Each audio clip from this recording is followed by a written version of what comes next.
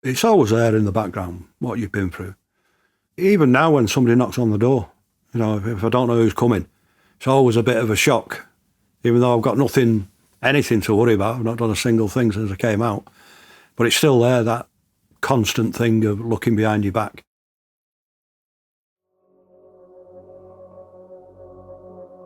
Hey there! Today we're bringing you the first of our 2 bonus episodes. While making the series, David got in touch with one of his contacts, Stephen Mee. Stephen's a reformed criminal who once helped run one of Europe's biggest cocaine operations in the 90s. From making business deals with the infamous Cali Cartel to escaping from prison. Stephen's insight into how global cocaine trafficking worked during the trade's burgeoning years is well worth a listen.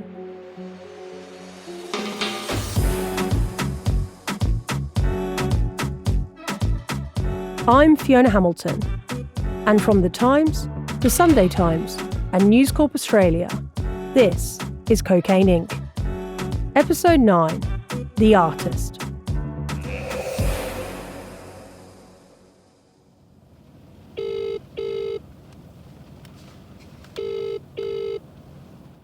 Hello? Hi, Stephen. It's David. Hi, mate. You all right? I'm here, but I'm at... I've come to where the postcode is. I think, is it... Can you see the big... I've come to an industrial estate on the outskirts of Manchester to meet Stephen Mee. Right, Stephen. All right. I'm out here. Yeah, lad. Good to see you. What are you up to? Stephen is in his mid-60s. He's bald, stocky, and looks like a pretty typical bloke you'd see on any high street around the UK. You could say he has a bit of a gruff exterior. You want a brew? Oh, go on, if that's all right. Just a tea. But he's also very friendly, accommodating, gentle even. These days, he's a vegan.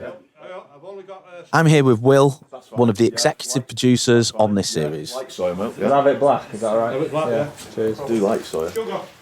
No, thank you. Meeting Stephen now, it's a far cry from his former life. Stephen was born in 1958 in Newton Heath, an area of northeast Manchester. As a young boy, he was involved in petty crime. By the 80s, he moved to the Netherlands, got into the cannabis trade, and soon moved on to smuggling cocaine. Then, in the 90s, Stephen teamed up with an infamous Liverpudlian drug lord, Curtis Warren, who was known as the Cocky Watchman, the Teflon Gangster, and Britain's Pablo Escobar. Together, Stephen and Warren ran one of Europe's biggest drug trafficking operations. Eventually, the law caught up with Stephen, and he went to jail for 16 and a half years. He's no longer involved in crime, and these days, he's a professional artist. Is this all your studio then? Yeah. Leading us into his studio, there's a big comfy sofa with lots of cushions and a 24-hour news channel that's playing on the TV. Well, we'll just turn it off. I'll just put it down, it's all right. There are dozens of canvases, colourful portraits, pop culture references with a hint of surrealism, and abstract landscapes. It's the first time I've been to this studio. It's a painting that I've earned good money from because people like it. Yeah. That one there is the original one that I painted, but in a really trippy thing. That's the same. Stephen's had solo exhibitions in London, he's won awards, he's hoping to release a book of illustrations. His art also reflects his years in prison, where he would paint portraits of other inmates. Donald Nielsen. I was his barber for about 5 years. When I first got there, he never spoke to anybody. He used to just go in his cell, and he used to go on the exercise yard for 2-3 hours and march, because he was a proper soldier type of person.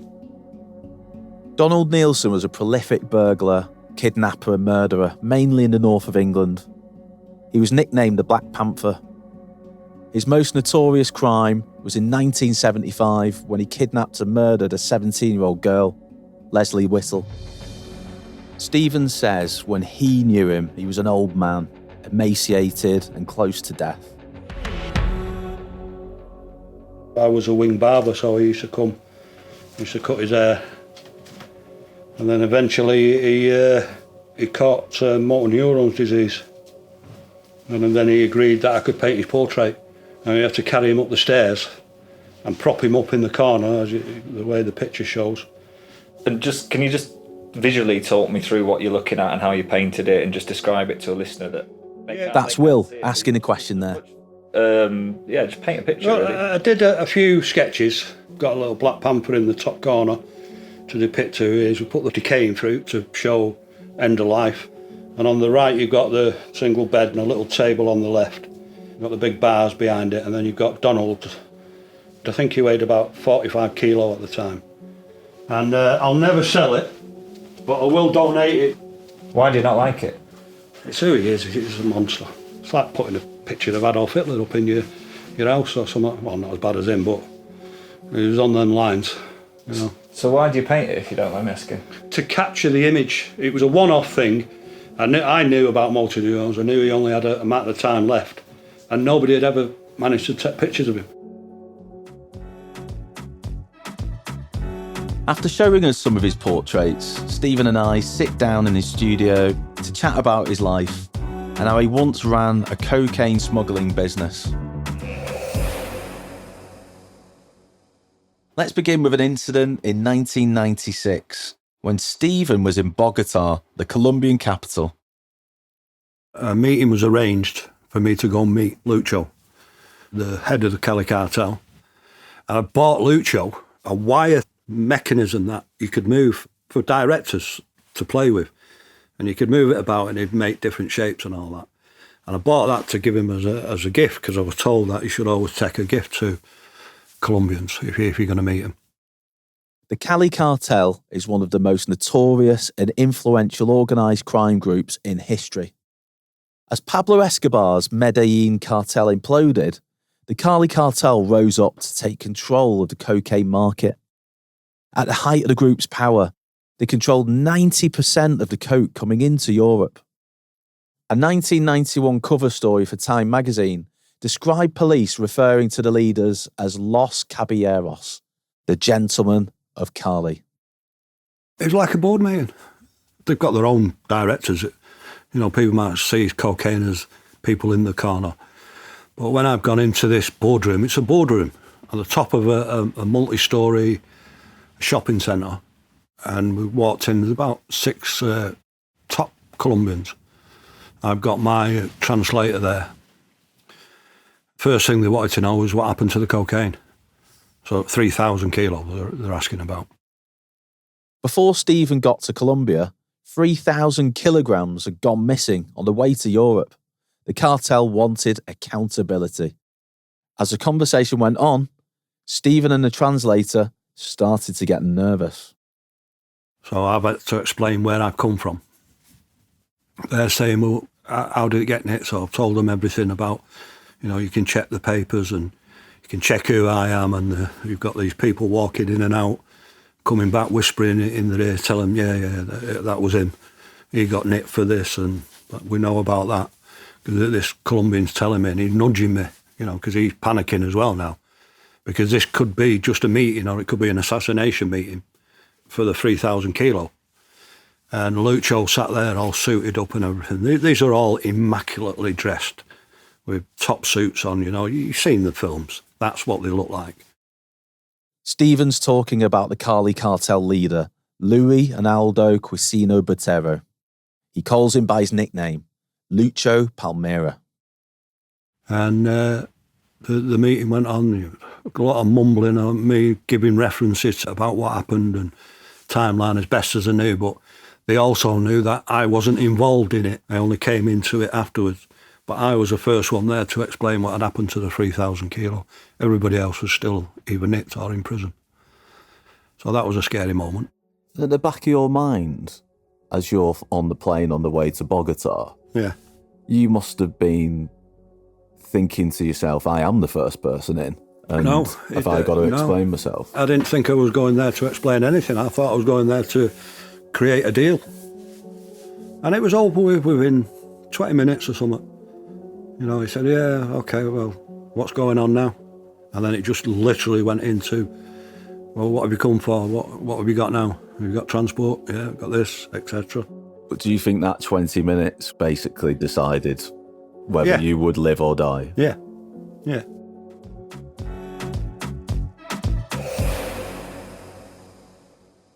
What did your childhood look like, Stephen, kind of growing up? Well, there was 9 of us, 9 kids. So it was a big family.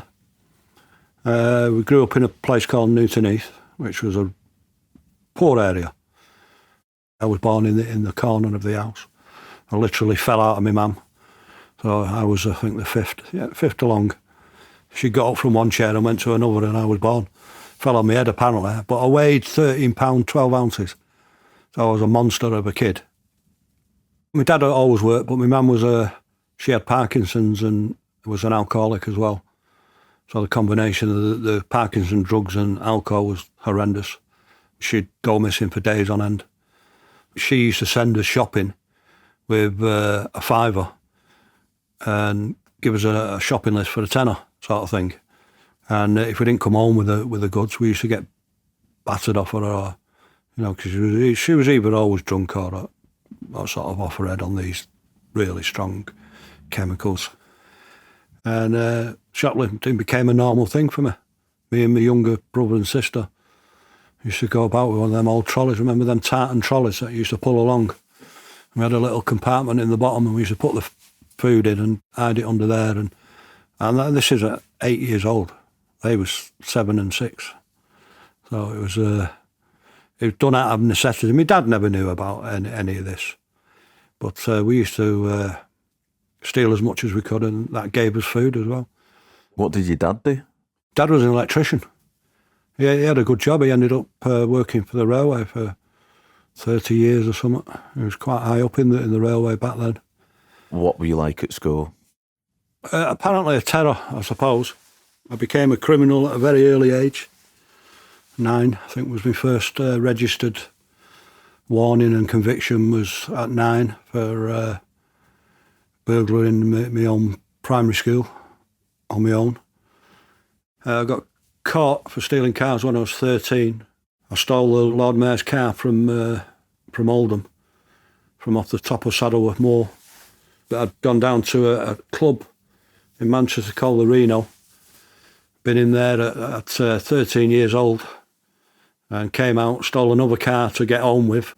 Fell asleep in the car and got woke up by a local bobby from the police station, sergeant, with a few of his mates. He kicked us all the way down the hill to the police station and phoned my dad up. My dad kicked me all the way home. My mum kicked me all the way to bedroom. So it was violent times. What do you think was the trigger for you in terms of it escalating from the shoplifting, then the stealing of the cars, and then what got you into the drugs trade? Well, my first smuggle, we stole cars. So I got a few grand together for that and decided to go to Holland because I'd started seeing people smoking cannabis for the first time. That was 82, I think it was. And seeing what sort of money they was paying for this stuff. And 3 of us went over. I supplied the money and was sort of the boss of it.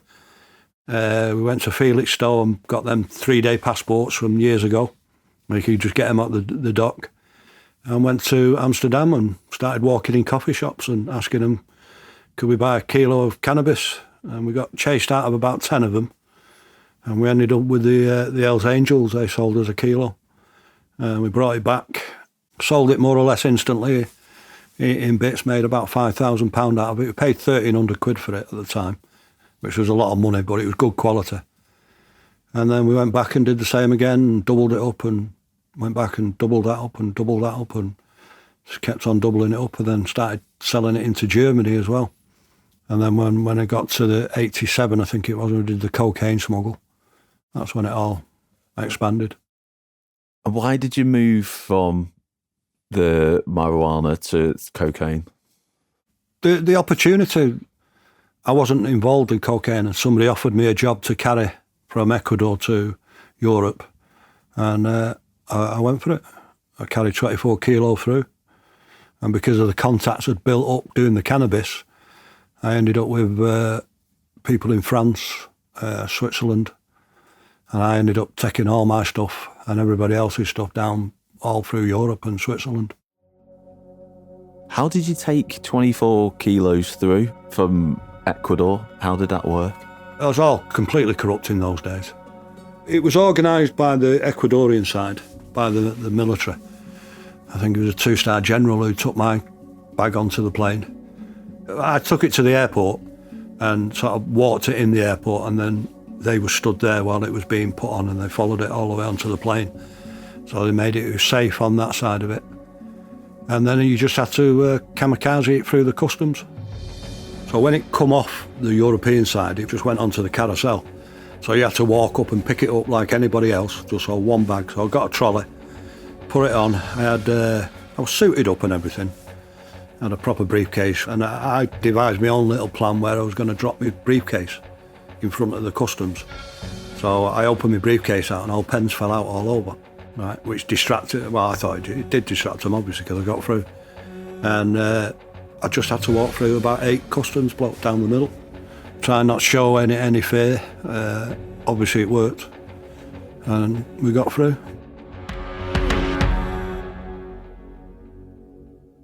But it was in the days, I forget, 1987, there wasn't that much focus on cocaine and things like that. So I got 24 kilo through. Other people did it and got 21 kilo through. But there was nothing in the case, it was just cocaine and a bit of polystyrene foam around the outside of it. So had they opened it, it would have been, there wasn't even pretense of clothes being in there, it was just cocaine. What did it feel like on the other side as you arrived at the airport? What's going through your mind as you're walking through? Everything, I'm going to get nicked, I'm going to do this. But I calculated it before we even went. You know, I thought, well, if I get caught here bringing that through, they're going to class me as a mule, which I was, and I'll get 3 or 4 years, if that. And for that sort of risk at the time, I found that well worth it. The only risk was the other side, you know, of lunatics in South America. But this side, all you're going to do is take you into the cells and that's it. You're going to do your sentence. So even though it's scary as you're doing it and you work out that, well, the risks are there to be taken. So it was a risk worth taking at the time. And just from that smuggle, from that point, how did it develop? How did the cocaine business develop from that point? Once I got back with that, the reputation had built up of the group that had done it. And how all these things come, it's through reputation. But the thing at the time was that the Colombians wasn't formed properly. They've got the cocaine, they've got the transport to get it into Europe, but they didn't have the people to sell it to, who they could trust or who they could literally just sell it to. And I think that's where I came in. You know, I just got people to come and pick it up, took it to a safe place, and then sold it within a matter of weeks. It was gone. Then the next time they came with 3,000 kilo.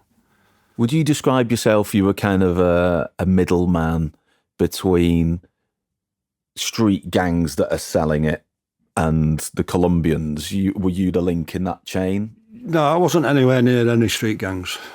I was dealing with the big dealers in Holland. And how would you collect up the money and give it back to the Colombians? Very carefully. By that time, we was at a certain level, and we had special houses just for money, which people would sit there with guns and protect it. We'd have special houses separate for the cocaine. The Colombians would have their own, and I used to take bin bags full of money to certain places, and there'd be Colombian people there, and they'd just say, I put it in there with the rest of it. I only went once to the money house, and it was just ridiculous. It was just full of bags of money everywhere you looked, just thrown in. But there was Colombians there with hand grenades and machine guns. So nobody was going to get in, and if they did get in, it caused such a mess. How much would you say was going through at millions, the peak of what hundreds you were of doing? hundreds of millions, thousands of kilos. And we was just one. You know, the amount of Colombians that was trying to get it in was ridiculous. Even when I was in Bogota with the Cali Cartel, I was still getting propositioned by other cartel leaders. Can you do it for us as well? But Yeah, the money was just in bin bags, literally. Did you spot a gap in the market, I guess, because you recognised that the Colombians couldn't distribute? Yeah. So Yeah, you it was- identified a gap in the market Yeah. and set up a business? Yeah, well, when a well-known Colombian comes up to you and says, we've got this, but we can't sell it, with someone like me, that's just flashing lights all the way through. You know, there's a business here. These people have got the ability to bring it here, but not the ability to sell it. But that didn't last for long. That only lasted for about a year or so, maybe 2 years, until they established themselves. It was perhaps to the end of the 80s and early 90s that they started to organise themselves and get their own groups there. In the early 1990s, Stephen was arrested for smuggling cocaine and cannabis into England. But a couple of years later, on his way to being sentenced at Manchester Crown Court, he would do something that made national headlines. It was a strange day. Normally when you get transported, and we're talking about April the 1st now, 1993. So I was waiting all morning for the transport to come and take us to sentencing. And then the coach had come to pick us up. But it was an old coach. So you're talking about the old things that used to go to Blackpool in, you know, with a sloping back on it. So like a 3/4 coach. And we was taken to court by the prison guards. I was supposed to be attached to someone else who was going to help me get off.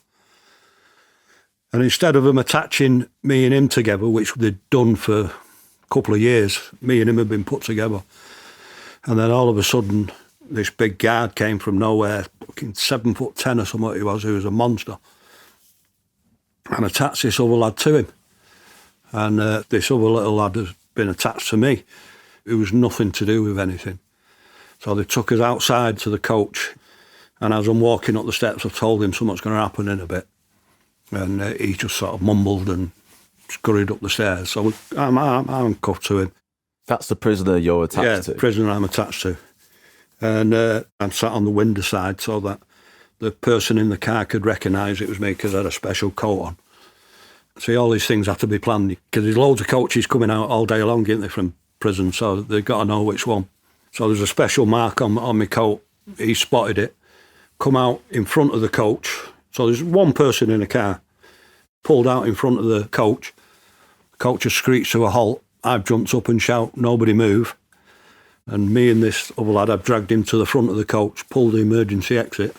The doors have opened, and the guards are still sat down, really. Why are the guards not doing anything? I think I was about 21 stone at the time, with about 18% body fat. So I was pretty big. And the reputation was already there with the guards. The guards are just earning money. They're not going to put their lives... They didn't know what was going on. And you got handcuffs attached? Yeah, got handcuffs. So you got to pull him with your right arm, and he's cuffed across you, so it's hard to pull him. Everything's pumping now, and your adrenaline's going and everything. We managed to get into the car. Guards had just stood there, drove off, changed car within a couple of 100 metres to another car, covered in the back, changed to another car further up, and then taken to a house in Toxteth. But then the problem started again then, because the people who was receiving us in Toxteth only knew that they was picking up me and a black man. That's all they knew. But now they've got 2 white men, right? So they don't know anything about anything because they've not got contact with the people who are controlling anything. They've got a job to cut the cuffs off and that's it. And what's this lad who's attached to you? Yeah, What's he saying? He's not saying anything. He's only a petty criminal. They're arguing now what to do, whether to just drop us off somewhere and get rid of us or to cut the cuffs off. They're all screaming at fucking each other, saying they got it wrong, they got the wrong people and all that. And then one person that I knew has walked into this melee and said, "No, that's right, he's right, get rid of him." All right, so cut the cuffs off. So he's free now in thing, even though he didn't want to be. So he's phoned his girlfriend. She's come and picked him up. They've gone to a hotel, spent the night together, and he's handed himself in the following morning. She got pregnant that night, and she's had the baby and everything. He went to court and got off with his charges. So he's had a story for the rest of his life to tell. And then I was then just put into a little flat in Toxteth, and the Liverpool gangsters, if you want to call them that, was feeding me every other day, and I was just waiting for a private plane to take me out. We had to travel to the other side of Yorkshire and went into a little airport, and a twin-engined plane was took off on the grass. Me and this other bloke got in, and we flew to Holland and just literally got off the plane and walked out. Nobody there, not a single person to stop us, just walked straight out. And that was it. I settled into becoming a criminal on the run.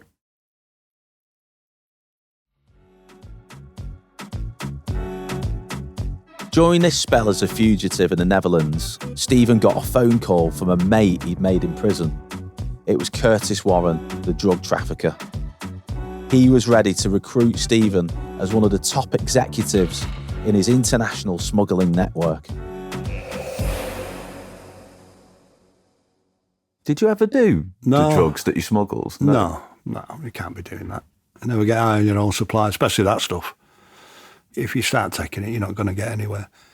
Nobody trusts you. They'd see it on you. Whenever I had people working with me, or when me and Curtis had people working with me, we insisted on it. No drinking, no drugs. Carrying too much money, too much danger involved in it.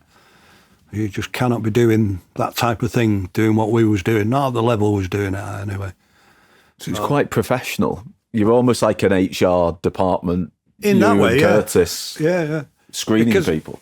We've had problems where people have gone to places and got drunk and missed the meeting, and, you know, it's dangerous things. You're dealing with Colombians or any South American or whoever you're dealing with, and they arrange meetings to pick things up or drop things off, and they're not there because they're pissed. You can't have it. So we was quite strict with all that stuff. It was in those years, running with Curtis Warren, that he was sent to Colombia to make deals with the Cali Cartel. Stephen would be invited to stay at one of the leaders, Lucho's country ranch.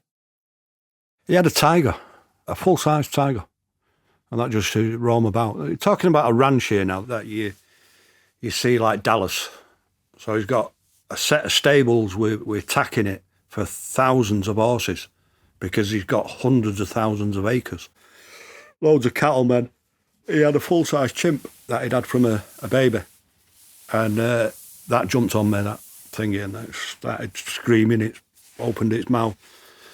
I was terrified, and the tiger just used to walk about, just sit down and lie down and not really interact with anybody, but it was always eating, so it was always satisfied, the tiger. It still had its teeth and its claws? Well, the tiger was a full-grown, full-blooded tiger, yeah. But you just used to walk about. What, like a dog or a cat? Yeah. But the chimp was a full-grown male chimp. And it seemed to attach itself onto me for a bit, so once I got it off, I got in the car and told them to get rid of it, or else I'm not getting out of the car. And then that night was a full bullfight. I think they brought 4 top-of-the-range matadors from Spain for the day, flew them in and flew them out in private jets. They was earning big money at the time. And there was about maybe 1,000 people there on that occasion. They killed a few bulls, which goes against my veganism now. But those wild parties with the Cali Cartel had a shelf life, because when you're on top of an organised crime group, the cops will always be watching you. In 1996, Dutch police tapped Stephen and Curtis Warren's phones and learnt they were bringing in a shipment. When it arrived, officers swooped. The haul was massive. They found everything from guns and hand grenades to large amounts of cash and, of course, cocaine. It was estimated to be worth £125 million. While awaiting trial, Curtis Warren even made the Sunday Times Rich List back in 1997. He was listed as a property developer with a £40 million fortune. In June that year, Warren was sentenced to 12 years in a maximum security prison in the Netherlands, and the Sunday Times removed him from its Rich List. But back to Stephen, who that same year, in 1997, was sentenced to 7 years in the same Dutch prison. He also had to serve time in jail in the UK afterwards. It was during his prison years where Stephen took a university course in fine arts. And in 2012, he was released. I had about 30 paintings to carry. And all my family was outside waiting, and they'd been waiting for a couple of hours in the rain and the snow. But it was surreal, you know, getting the paintings in the car and all my other stuff that I've collected over the 16 and a half years. And just from what you've been through in prison, how does it affect your life day to day now? It's not so bad now, but it's always there in the background, what you've been through. Even now when somebody knocks on the door, you know, if I don't know who's coming, it's always a bit of a shock. Even though I've got anything to worry about, I've not done a single thing since I came out. But it's still there, that constant thing of looking behind your back. Plus the game that we was in was dangerous anyway. It's nice not to look behind you. There's no friends in there, they're all associates. Even in there, you're always looking over your shoulder. I've seen 3 or 4 people killed in prison. And in hindsight, looking back on the cocaine trade and the businesses that you ran, what do you think about what you did? Do you regret it? Do you wish that, you know, you'd have stayed on and become the graphic designer, the artist?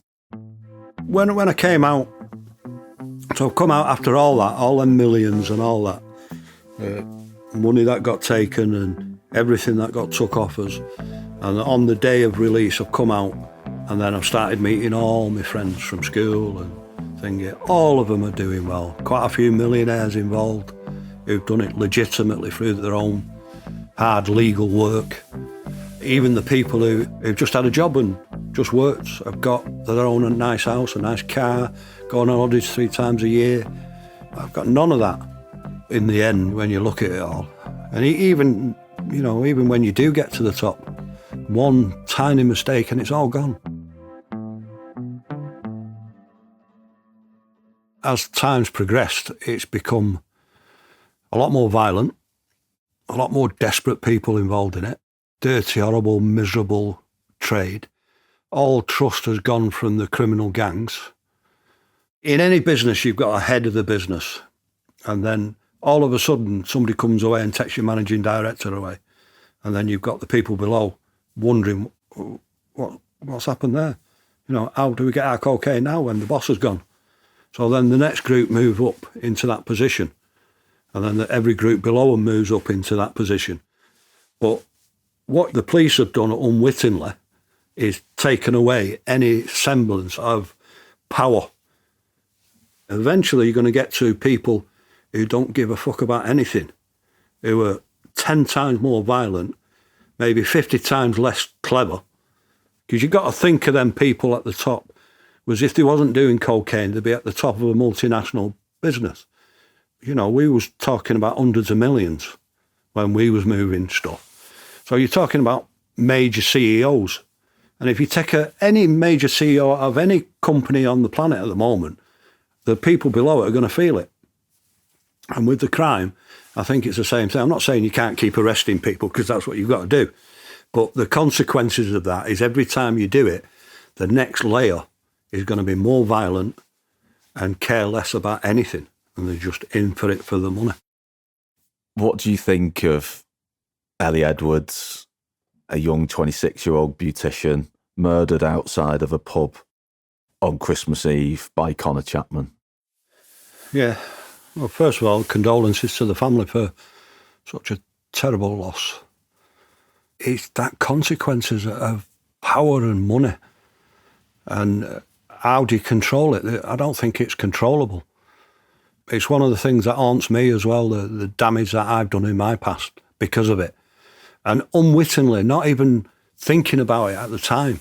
It's only later with reflection that you can look at the damage and the state of everything.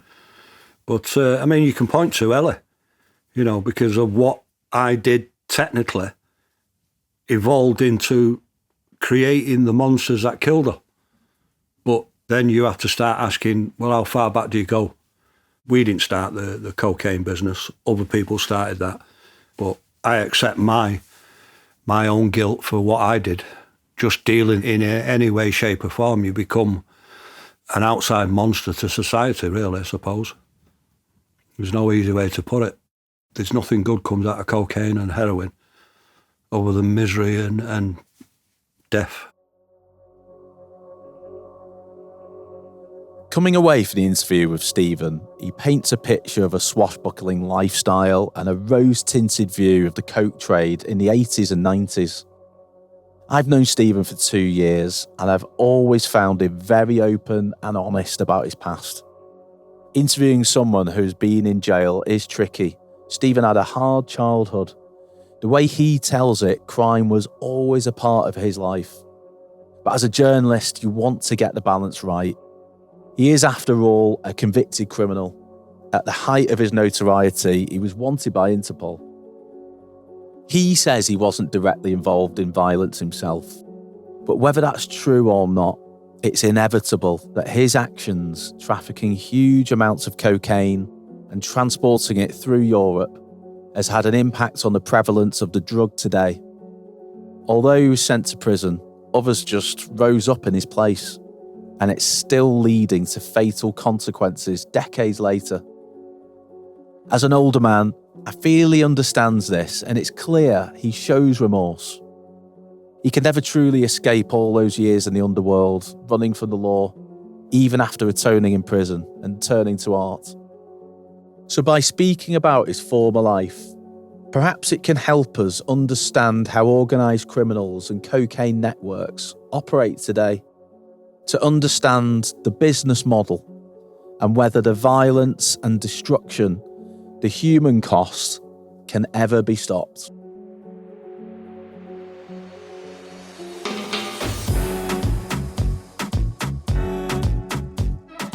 Cocaine Inc. is a joint investigation from the Times, the Sunday Times and NewsCorp Australia. The reporters are David Collins, Stephen Drill and me, Fiona Hamilton. The series is produced by Sam Chantarasak. The executive producers are Will Rowe and Dan Box. Audio production and editing is by Jasper Leak, with original music by Tom Birchall. We still have one more bonus episode for you, a question and answer session with myself, David and Stephen. Please do email any questions you want to ask us at cocaineinc@thetimes.co.uk or get in touch with us directly on our social media profiles. We've put a link to them in the description notes of this episode.